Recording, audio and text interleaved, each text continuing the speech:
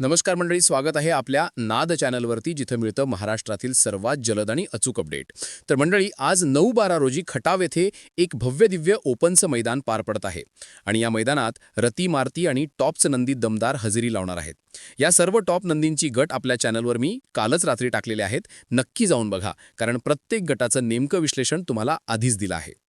आता येऊया आपल्या सर्वांच्या लाडक्या द्वादशम हिंदकेसरी बाकासूरकडे. 9/12 मैदानात एकूण 59 चिठ्ठ्या होत्या, पण मोहिल शेठ धुमाळ यांच्या नावावर एकही चिठ्ठी नव्हती. त्यामुळे या मैदानात बाकासूर दिसणार नाही हे स्पष्ट होतं. पण आज अजून एक मैदान आहे. निनाई देवी यात्रेनिमित्त कोकरोड, तालुका शिराळा, जिल्हा सांगली येथे आज एक भव्य दिव्य मैदान आयोजित केलेलं आहे.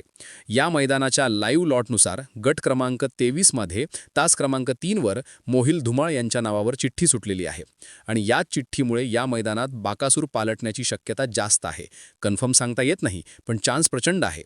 9/12 मैदानातही जर कोणत्याही पेरकरेच्या नावावर चिठ्ठी असेल तर बाकासूर तिथेही दिसू शकतो.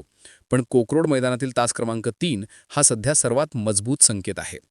तर मंडळी, कोकरोडच्या मैदानात बाकासूर दिसण्याची शक्यता जोरात आहे. अशी अपडेट आवडली असेल तर नक्की लाईक करा आणि पुढच्या व्हिडिओमध्ये भेटू. धन्यवाद.